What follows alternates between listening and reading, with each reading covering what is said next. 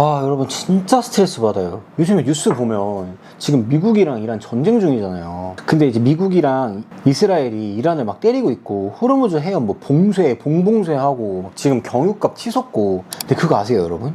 이 전쟁이요, 사실은 트럼프가 2달 전에 있었던 어떤 일 때문에 시작이 된 거예요. 자, 이게 무슨 말이냐면, 자, 2026년 2월 20일 미국 대법원이 진짜 큰 결정을 했어요. 뭐냐면, 트럼프가 작년에 막 전 세계에 때리던 그 관세, 그거 다 불법이다, 이렇게 판결을 했어요. 6대3으로. 그러니까 트럼프가 1년 동안 60개국 관세로다가 두들겨 패던 게 법적으로 싹 다 무효가 된 거예요. 근데 이게 지금 우리한테 왜 충격이냐면, 우리나라가 작년에 그 관세 좀 깎아보려고 미국한테 막 어마어마한 약속을 했었거든요. 막 500조 원 미국에 투자하겠다 막 약속하고, 그게 97년도에 대한민국에 IMF 터졌을 때 받은 돈의 6배가 넘어요. 그렇게 해가지고 결국에는 관세를 25%에서 15%로 겨우 낮췄거든요. 근데 그 관세 자체가 불법이 된 거예요. 그러면 우리가 약속한 500조는요?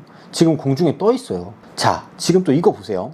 트럼프 입장에서는 어떻게 됐겠어요? 정치적으로 완전 망신이잖아요. 그 판결 난 그날 트럼프가 뭐라고 했냐면, 이란 공격할 수도 있다 이러면서 SNS에 막 X에 글 올렸거든요. 그러고 일주일 후에 진짜로 이란을 때리기 시작한 거예요. 지금 이란 전쟁이 뭐 이스라엘 때문이다, 뭐 막 기독교 때문이다, 종교 전쟁이다, 석유 때문에 그렇다, 뭐 별의 별 분석이 있고 정말 말들이 많은데, 일단 그냥 비즈니스적으로만 보면은 저는 관세의 영향도 있을까? 이런 생각을 했던 거고요. 자, 1년 반 동의 흐름을 보면 이래요. 트럼프가 관세를 25%를 발표를 했고, 우리나라가 15%를 깎았고, 우리한테 500조를 받기로 약속을 했고, 대법원이 관세가 불법이라고 판결을 했고, 그리고 바로 이란 공격하겠다라고 SNS에 올리고, 일주일 뒤에 진짜 전쟁이 일어난 거죠. 근데 이제 사람들은 이걸 보면서 또 트럼프 이러고 그냥 넘어가잖아요.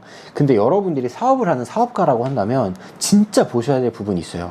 지금 제가 말씀드렸던 이 흐름이 우리의 사업이랑 다 직관적으로 연결이 되어 있거든요. 왜냐면 환율, 기름값, 원재료값 전부 다. 그래서 이게 어떻게 우리 사업이랑 연결이 되어 있고 우리가 해결해 나가려면 어떻게 해야 되는지, 이거를 오늘 영상에서 한번 다뤄보도록 하겠습니다. 자, 오늘 영상은요, 뭐 정치 영상 이런 것도 아니에요. 뭐 트럼프를 까는 뭐 그런 영상도 아니고, 그냥 트럼프가 1년 반 동안 한국에 있는 사장님들한테 무슨 짓을 했는지, 그리고 지금 트럼프가 하는 것들이 또 우리가 사업하고 있는 것들에 어떤 영향을 주고 있는지, 이런 거를 조금 분석해 보려고 하는 영상이거든요. 제가 비즈니스 컨설팅 할 때 늘 말씀드리는 세상의 원리라고 하는 파트에서 늘 다루는 것들이 있는데, 오늘은 트럼프 이야기를 하면서 그런 이야기도 조금 해보려고 하고, 그리고 영상 마지막에는 여러분들이 이런 좀 불확실한 시대에서 어떻게 내 사업 원칙과 설계를 해야 되는지, 그 설계도 원칙도 제가 좀 드려보도록 하겠습니다. 제가 컨설팅 하면서 만났던 대표님들 보면은 이 원칙을 잡은 분과 잡지 않은 분의 결과 차이가 시간이 지나면 지날수록 되게 크게 보여지거든요. 그래서 오늘 영상도 끝까지 보시면 아마 여러분들이 가져가시는 게 많지 않을까 생각하면서 시작해 보도록 하겠습니다. 자, 먼저 사건을 다시 시간순으로 우리가 한번 보도록 할게요. 2025년 4월입니다. 트럼프가 백악관 잔디밭에서 오늘 해방의 날이다 막 이러면서 막 갑자기 판때기 하나 갖고 오더니 막 60개국에 대한 관세를 막 발표를 해요. 그때 한국은 25% 관세였어요. 그게 IEEPA, 그러니까 국제비상경제권한법이라는 걸 근거로 내린 거였거든요. 자, 그리고 두 번째는 뭐냐면 2025년 7월로 넘어갑니다. 7월 31일에 한국이랑 미국이 막 협상하다가 한국 관세가 25%에서 15%로 내려가요. 대신에 우리가 미국한테 뭘 약속했냐면 대미 투자 3,500억 달러, LNG 1,000억 달러, 그리고 미국 자동차도 사주기로 했고요. 근데 정작 미국산 제품한테는 우리가 무관세를 유지를 했어요. 그래서 한겨레는 이거를 보고서 기존 한미 FTA보다 한국한테 더 불리하고 불평등한 구조다 막 이런 식으로 평가하기도 했었거든요. 다시 한번 말씀드리지만 저는 정치에 관해서 얘기하는 게 아닙니다. 그냥 한겨레 기사를 인용한 것 뿐이에요. 자, 그리고 세 번째 타임라인으로 가면 2025년 8월입니다. 합의가 15% 관세라고 공식 발효가 돼요. 그러다 보니까 한국 수출 기업들이 진짜로 두들겨 맞기 시작한 거예요. 진짜 관세가 15%가 됐으니까. 그러고 나서 2026년 1월로 가면 협상이 끝난 지 이제 6개월이 지났는데요. 트럼프가 이제 X에다가 글을 올리는 거예요. 한국이 대미투자 특별법을 국회에서 통과를 안 시켰다, 다시 관세를 25%로 올린다, 막 이런 식으로 협박을 한 거예요. 그리고 자동차 232조 관세도 같이 25%로 올린다, 막 이러고 난리가 난 거죠. 그러고서 이제 2026년 6월 20일에 미국 대법원이 진짜 결정차를 날려요. 야, 트럼프의 상호관세 이거 위법이야. 이렇게 해서 6대3으로 갈리거든요. 그래서 IEEPA, 관세 부과 권한이 명시되어 있지 않다라는 거를 근거로 해서 이런 판결을 내렸고 1년 동안 미국이 걷어간 관세 1660억 달러에 대해서 환급 절차가 시작이 됐어요. 그러면 한국이 미국에게 주기로 했던 500조 원은 어떻게 되냐? 지금 이게 공중에 떠 있는 거거든요. 트럼프는 또 다른 법으로 어떻게든 관세를 만들겠다 그러고 있고 환급은 환급대로 해줘야 되는데 돈은 또 안 와요. 이미 돈을 줬으니까. 옛날에 1998년에도 비슷한 환급 사건이 있었는데 이게 한 2년 넘게 걸렸었거든요. 이번에는 규모가 훨씬 크니까 아마 더 걸리지 않을까라고 전문가들이 예측을 하고 있는 상황이고, 자 보세요. 25%, 15, 발효, 그 다음에 25%로 다시 협박, 위법, 환급, 다른 법으로 또 관세를 내겠다고 협박을 하고 있는 상황인 거죠. 1년 반 만에 6번이나 의견이 바뀐 거예요. 근데 이게 끝이 아니라 2026년 11월 12월에는 미국 중간선거가 있거든요. 그때 또 변수가 들어와요. 트럼프가 정치적으로 몰리면 관세를 더 올릴 수도 있고, 아니면 반대로 물가를 잡아야 되니까 막 풀어버릴 수도 있고, 아무도 몰라요. 여기서 사업가가 알아야 될 첫 번째 진실이 나오는데, 관세 숫자가 몇 %인지 얼마냐는 지금 중요한 게 아니에요.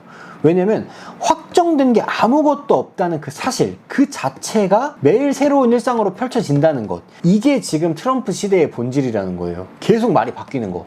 이 불확실성이 일상이 된 시대라고 저는 이야기를 하고 싶은데요. 첫 번째 인사이트는 뭐냐면, 사업적으로 봤을 때 앞으로 우리가 확정된 답을 기다리는 사업을 하기는 힘들지 않을까라는 생각을 해요. 자, 생각을 한번 해보면 작년 4월에 25%를 받은 회사가 또 뭘 했을까요?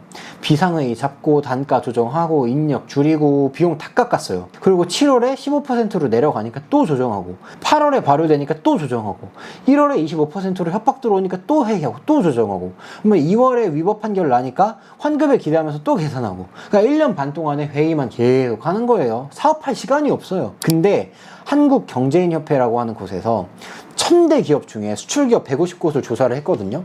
거기서 기업들이 가장 큰 애로사항으로 꼽은 게 뭐였냐면, 트럼프 정부의 정부 관세 정책의 잦은 변경에 따른 불확실성 증가가 24.9%로 1위였어요. 그러니까 관세 자체는 그러니까 뭐 할 거면 해라. 대신에 이 불확실성이 더 힘들다는 거예요. 이게 1인 사업자도 똑같아요. 직접 내가 수입을 안 하더라도 본인이 쓰는 원재료 가격이 한 달에 막 두세 번씩 바뀐다고 생각을 해보세요.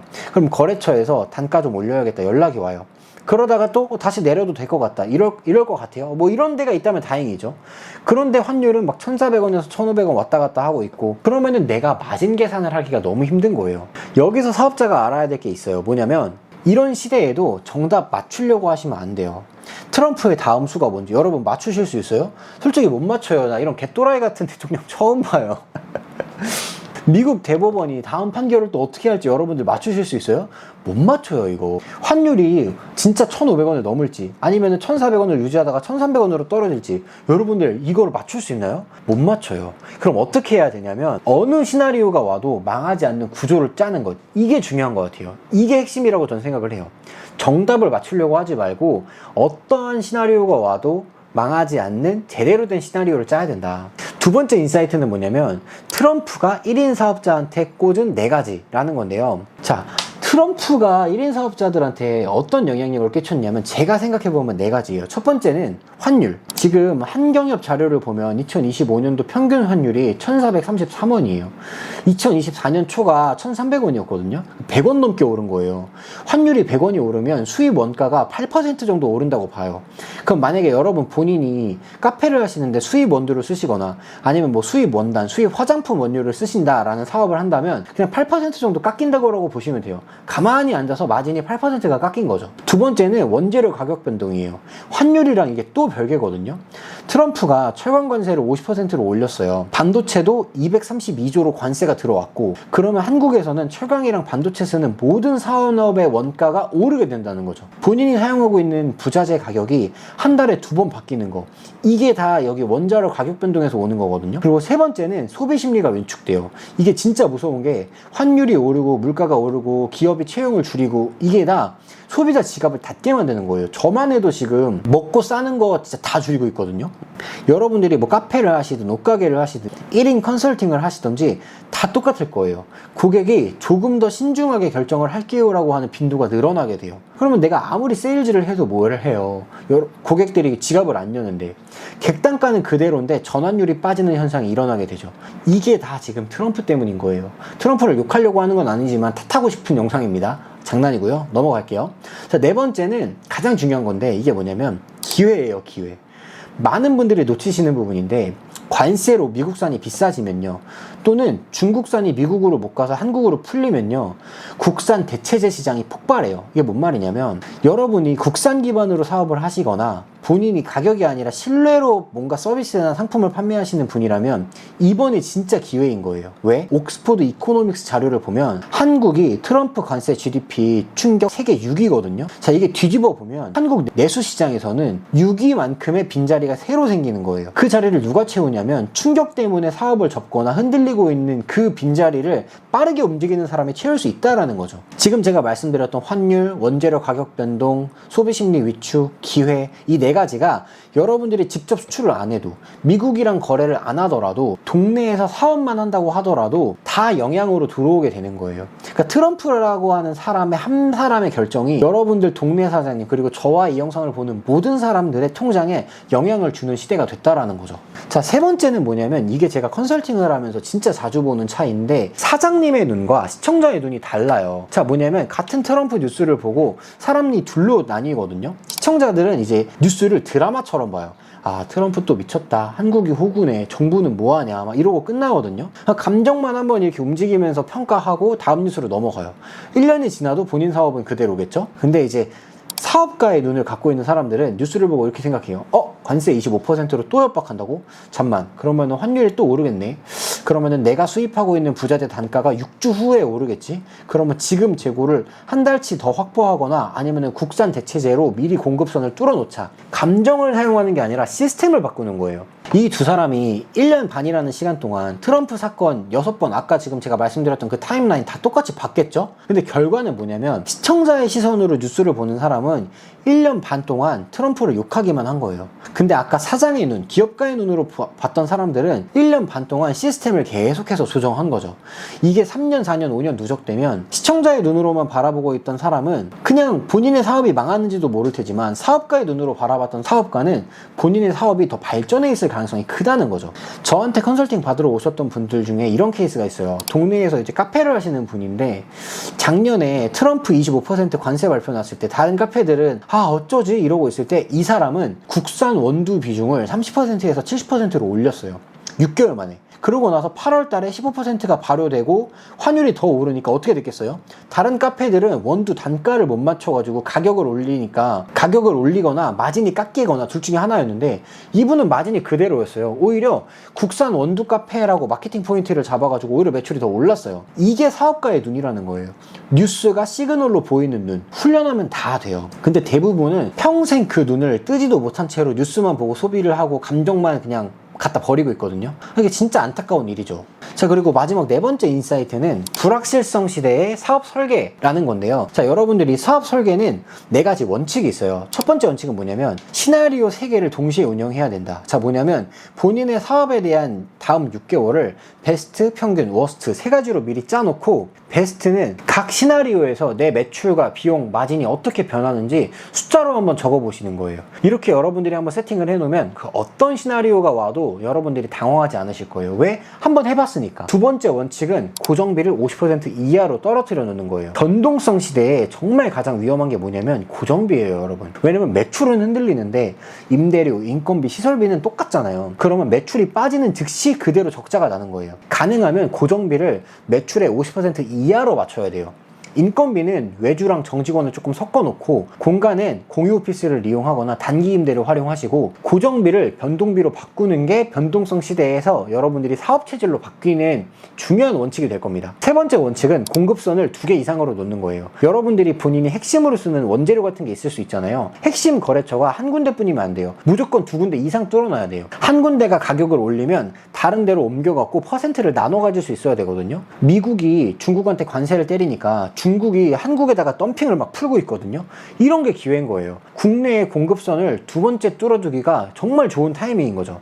그리고 네 번째 원칙은 뭐냐면 의사결정 속도를 좀 빠르게 가져가야 돼요. 옛날에는 뭐 한 분기에 한 번 회의해서 결정하고 막 이랬었잖아요. 이제는 한 달에 한 번 정도로 회의를 하시는 게 좋다 해서 트럼프뿐만 아니라 국내 정세도 그렇고 국내외 정세가 막 계속해서 바뀌고 있기 때문에 우리가 의사결정 속도를 빠르게 가져가야 되거든요. 그러면 뭐 이번 달 환율, 원재료 가격, 고객 반응 이런 것들을 점검해가지고 여러분들 회사에서 결정할 수 있는 판단의 속도를 빠르게 가져가는 게 중요해요.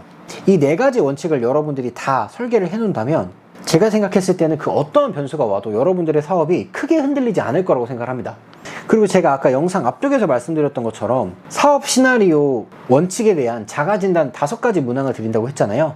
자, 5가지 문항에 대해서 하나하나 말씀을 드려볼게요. 자, 첫 번째 문항은 본인 사업의 다음 6개월 워스트 시나리오를 적을 수 있나요? 두 번째 문항은 본인의 고정비에 대한 비중이 매출의 몇 %인지 알고 있나요? 세 번째 문항은 본인의 핵심 원재료나 거래처가 2군데 이상인가요? 네 번째 문항은 본인의 매월 마지막 주 환율이랑 원재료 점검을 하시나요? 다섯 번째 문항은 트럼프나 국제 정세가 흔들려도 본인의 사업이 살아남을 수 있나요? 핵심 원칙에 대한 자가 문항이 왜 중요하냐면 여러분들 뉴스 같은 거 보고 화내시는 분들 진짜 많거든요. 근데 화내는 동안 여러분들 통장이나 제 통장에서 돈이 막 빠져나가고 있어요. 환율로 빠지고 원가 상승으로 빠지고 마진 압박으로 빠지는 거예요. 근데 여러분들 뉴스 보시고 화내는 거에 그치시는 게 아니라 지금 이 5가지 문항을 점검해가지고 여러분들의 사업을 더 좋은 방향으로 만들어 나갈 수 있다라는 거죠. 그래서 트럼프가 지난 임기 지금 한 1년 반이라는 임기 기간 동안 한국에 있는 사업가들한테 가르쳐준 진짜 큰 교훈은 뭐 관세가 얼마냐 이런 게 아니라 확정된 사실은 아무것도 없다라는 거예요. 그래서 이런 시대에 사업가가 비즈니스 하는 사람들이 살아남을 수 있는 방법은 정답을 맞추는 게 아니라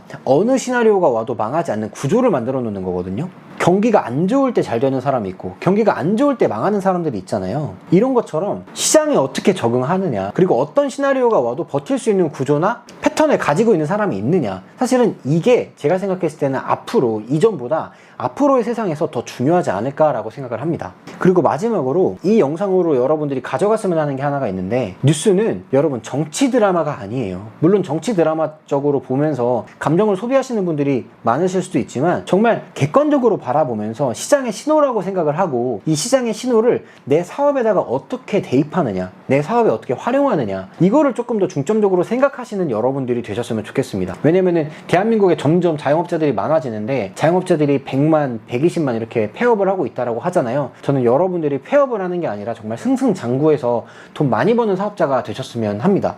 그래서 오늘도 이런 식으로 비즈니스 인사이트에 대해서 다뤘고, 제가 6, 7년 동안 열심히 일하면서 공부하면서 비즈니스 인사이트에 대해서 무료 전자책과 무료 강의로 만들어 놓은 거를 고정 댓글에 담아 놓았으니까 여러분들 많이 보시고 여러분들 비즈니스에 활용하셨으면 좋겠고, 그러면 오늘 영상은 여기까지 하고 또 다음 영상에서 더 많은 비즈니스 인사이트로 돌아오도록 하겠습니다.